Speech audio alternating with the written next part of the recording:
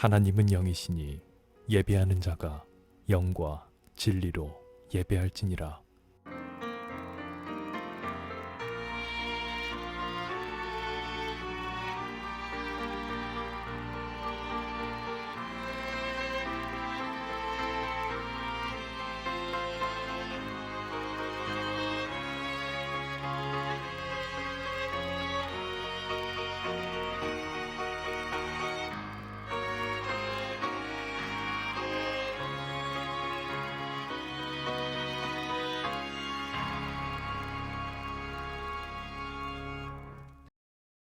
나는 전능하신 아버지 하나님 천지의 창조주를 믿습니다.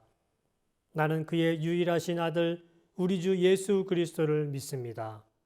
그는 성령으로 잉태되어 동정녀 마리에게서 나시고 본디오 빌라도에게 고난을 받아 십자가에 못 박혀 죽으시고 장사된 지 사흘 만에 죽은 자 가운데서 다시 살아나셨으며 하늘에 오르시어 전능하신 아버지 하나님 우편에 앉아 계시다가 거기로부터 살아있는 자와 죽은 자를 심판하러 오십니다. 나는 성령을 믿으며 거룩한 공교회와 성도의 교제와 죄를 용서받는 것과 몸의 부활과 영생을 믿습니다. 아멘.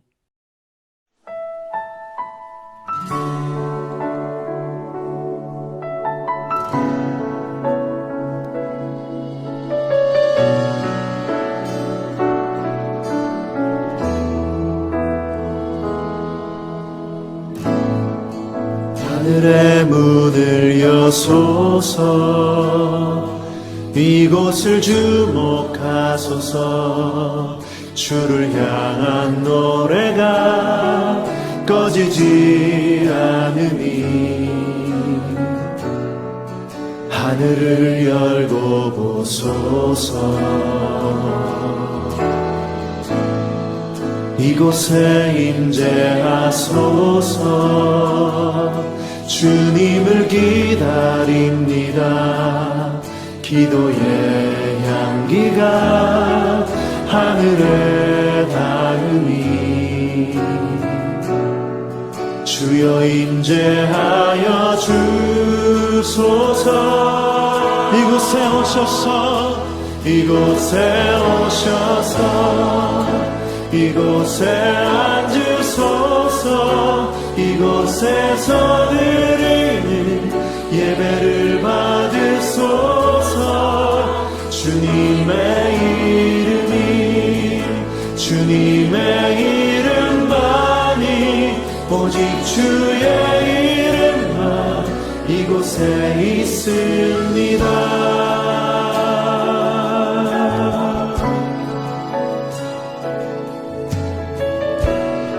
다시 한번 고백하며 나아가면 하늘의 문을 여소서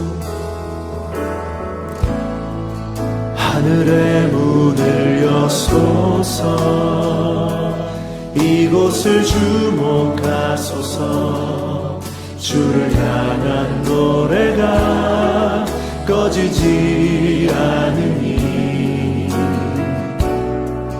하늘을 열고 보소서 이곳에 임재하소서 주님을 기다립니다. 기도의 향기가 하늘에 닿으니 주여 임재하여 주소서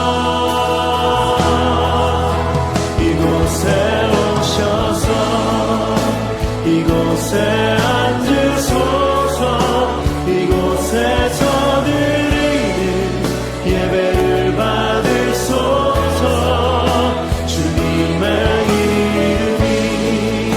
주님의 이름만이 오직 주의 이름만 이곳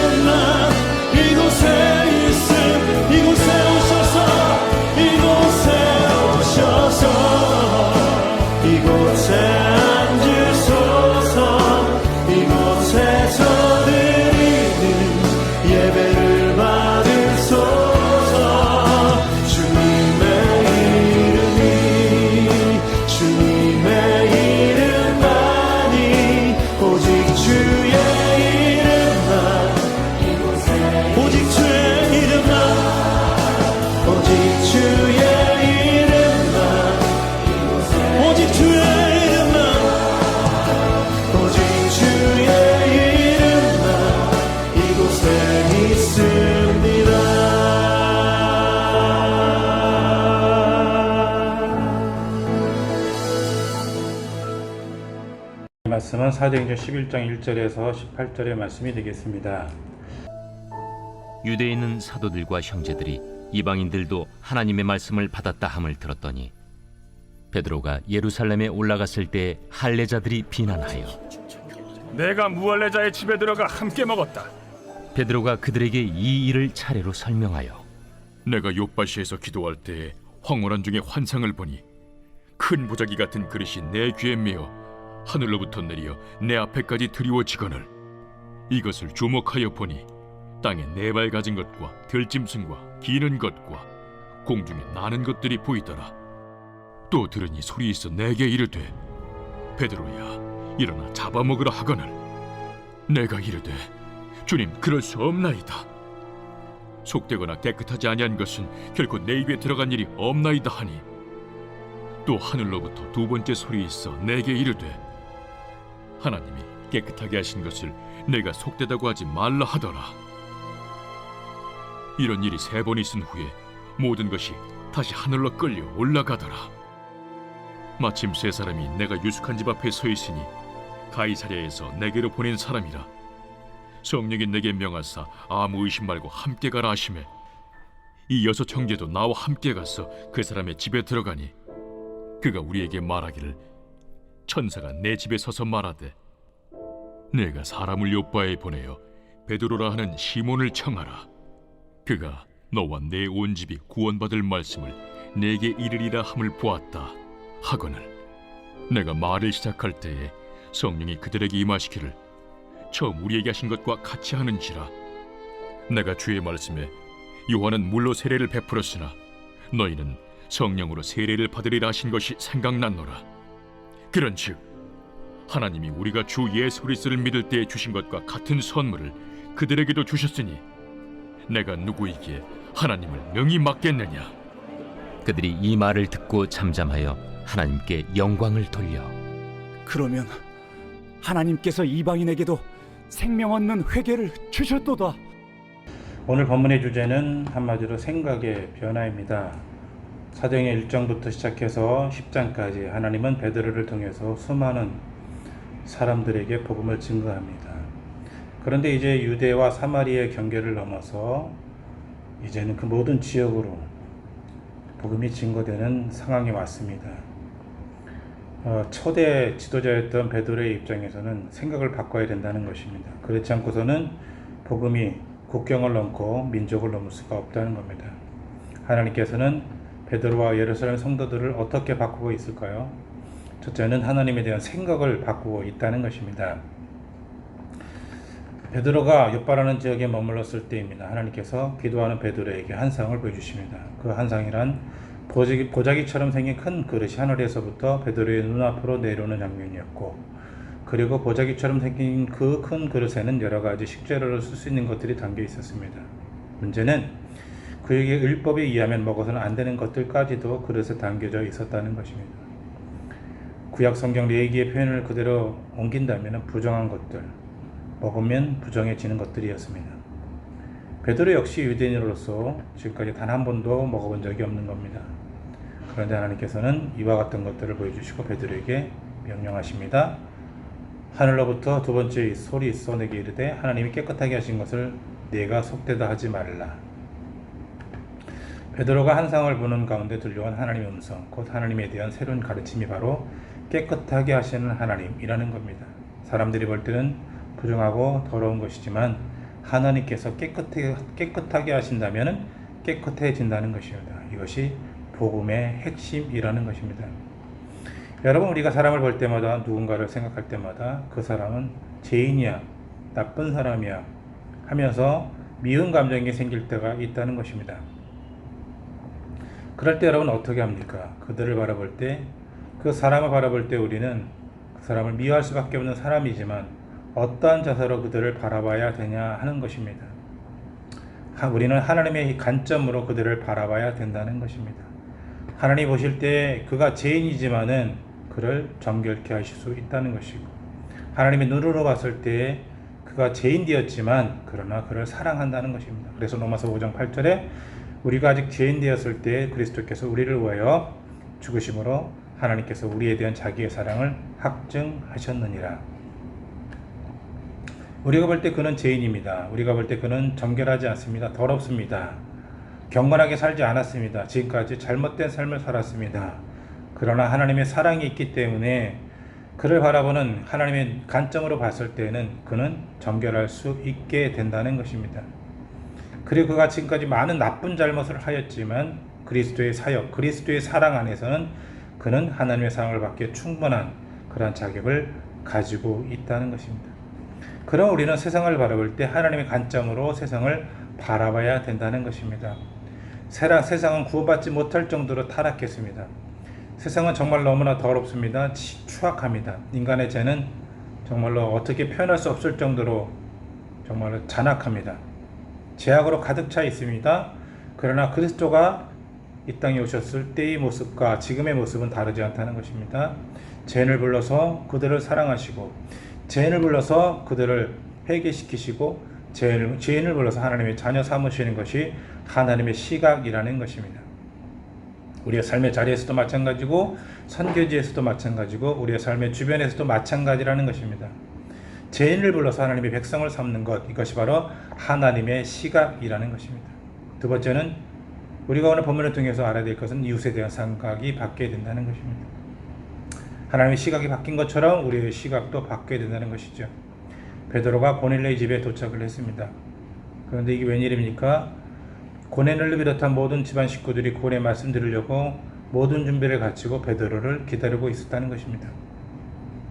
그리고 베드로가 이방인의 집에 왔을 때 예수님에 대한 이야기, 하나님의 구원에 대한 복음, 여러 가지 이야기들을 나누었을 때 그들이 마음을 열고 복음의 내용을 전적으로 수용하고 있다는 것입니다.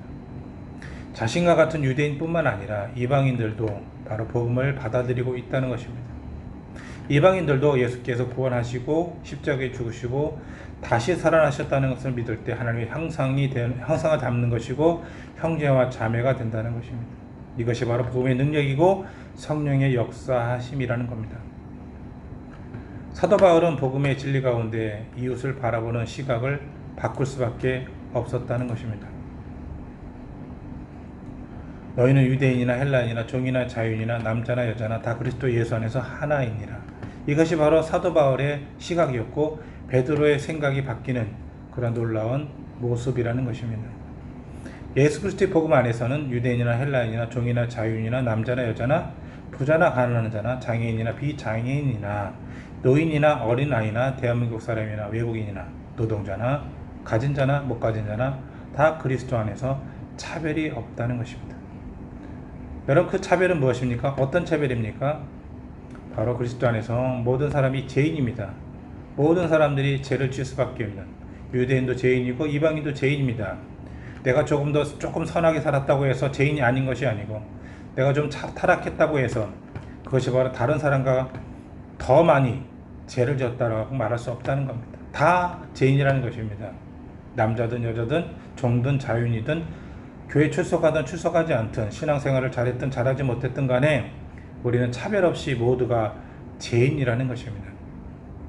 헬라인이나 유대인이나 종이나 자유자나 모두가 죄인이라는 것입니다. 그런데 중요한 것은 그 시각이 바뀌어야 된다는 것이죠. 시각이 달라져야 된다는 겁니다. 그리스도 안에서 그 모든 사람들이 구원의 자녀가 될 수 있다는 것입니다.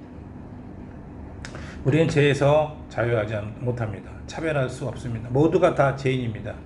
내가 조금 선한 일을 했고, 내가 사람들을 구제했고, 사람들에게 착한 일을 했다고 해서 죄인이 아닌 것이 아니라는 것입니다. 또 내가 좀 못되게 했고, 그리고 내가 정말로 많은 사람들에게 죄를 지었고, 많은 사람들에게 거짓말을 했고, 행동이 잘못되었을지라도 구원받지 못한다는 것도 아니라는 것입니다. 저 사람은 결코 예수를 믿어서는 안 돼. 저 사람은 결코 구원받을 자격이 없어. 저 사람은 교회 나와서는 안 돼. 교회 나와서 구원받는다면 내가 교회를 떠날 것이야. 저 사람은 그런 나쁜 사람이야 라고 말할 수 있을 것입니다. 그러나 그리스도 안에서 모든 사람이 죄인인 것처럼 그리스도 안에서 모든 사람이 구원받을 수 없다는 것입니다. 좀 더 쉽게 말한다면 내가 선하게 살아서 내가 착한 일을 하면서 남들보다 악한 일을 하지 않았고 그래서 나는 교회를 다녔고 그리고 구원받았다. 그것이 기준이 될 수 없다는 겁니다.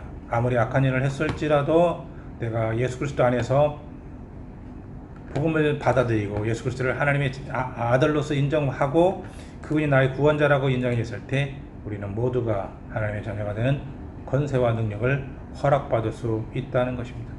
그래서 우리는 이웃에 대한 우리의 생각을 바꿔야 된다는 것입니다. 구원이 필요 없는 사람은 아무도 없습니다. 구원받지 못할 사람도 아무도 없습니다. 우리 곁에 있는 어느 누구나 그리스도를 인정하고 구원받을 복음을 받아들인다면 모두가 다 구원의 자녀가 될 수가 있다는 것입니다. 그러므로 우리는 우리의 시각을, 이웃에 대한 시각을 바꿔야 된다는 것입니다. 여러분, 우리 주변에 누가 있습니까? 저 사람은 정말로 구원받아서는 안 되는 나쁜 사람이야 라고 그렇게 생각하는 사람이 있습니까? 만나지 못하는 사람이 있습니까? 용서하지 못하는 사람이 있습니까? 저 사람에 대해서 내가 절대로 용서할 수 없어 라고 말하는 사람이 있습니까? 그것은 그리스도의 십자가의 능력을 부인하는 것입니다. 그것은 예수 그리스도에 대한 십자가의 은혜를 깨닫지 못한 사람이라는 것입니다. 누가 그리스도 안에서 우리를 끊을 수 있습니까? 누가 그리스도 안에서 우리를 하나님의 자녀가 될 수 없는 그러한 구원받지 못하는 그러한 사람이다라고 그렇게 정죄할 수 있겠습니까? 이제 우리는 마음을 열어야 됩니다. 이웃에 대한 생각을 열어야 됩니다.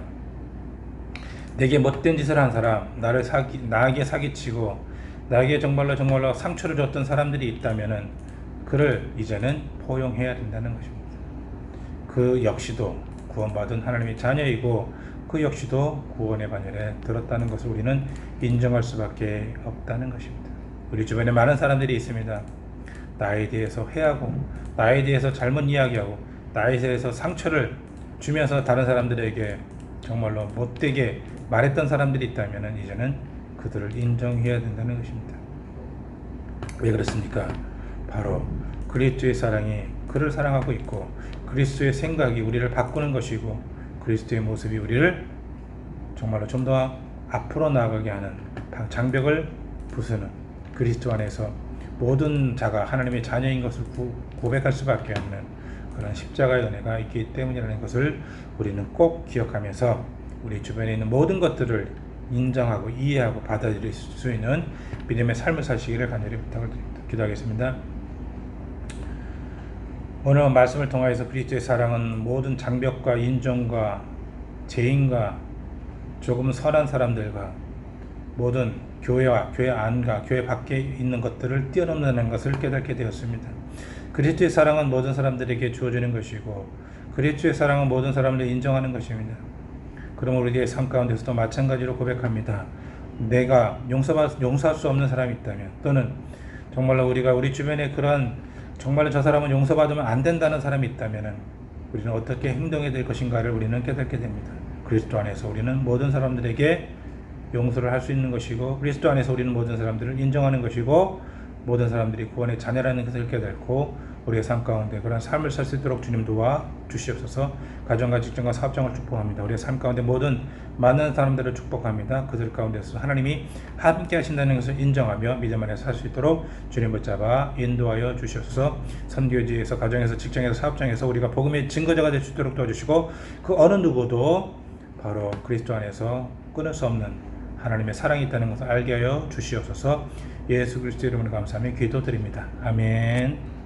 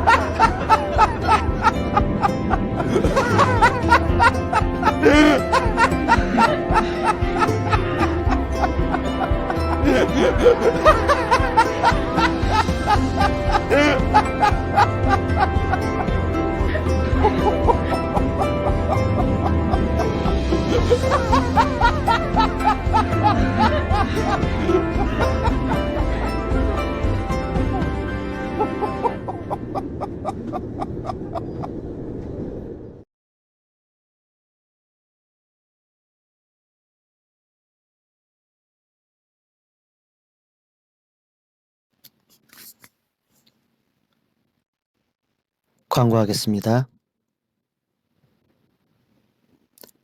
저희는 온라인 미션 스테이션 처치입니다. 선교를 향해 그리고 선교에 서 있는 교회입니다. 선교사가 돌아가면서 말씀을 전합니다. 다음 주는 장민호 선교사가 말씀을 전합니다.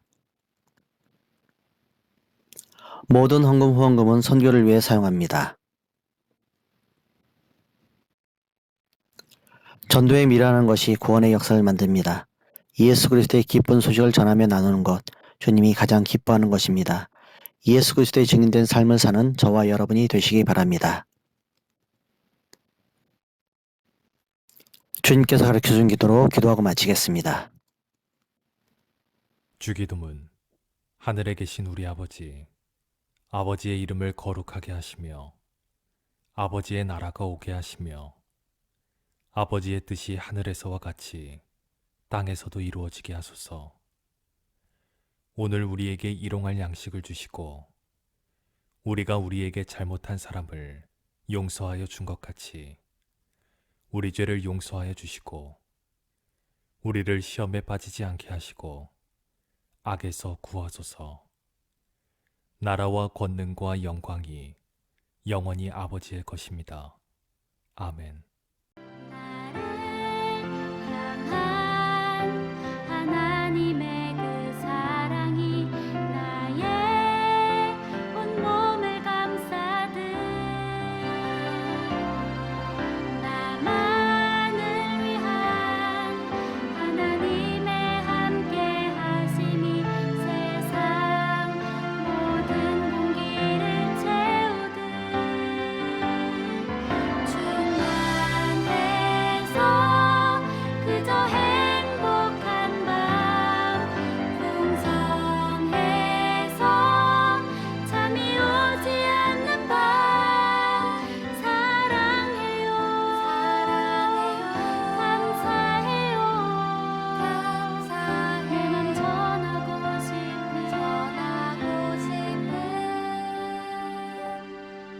오늘은 다른 기도보다 하나님을 향한 내 마음 고백할래요. 그냥 사랑해요 하나님. 이렇게 행복하고 또 행복할 수 있어서 정말 감사해요. 깊고 깊은